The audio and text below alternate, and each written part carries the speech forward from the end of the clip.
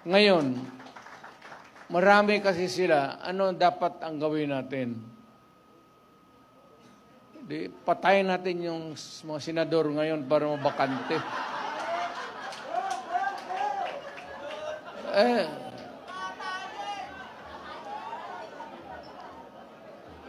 Kung makapatay tayo ng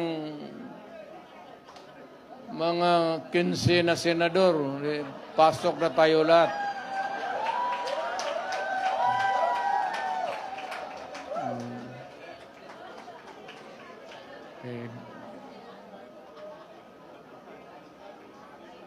Pero kawawa naman.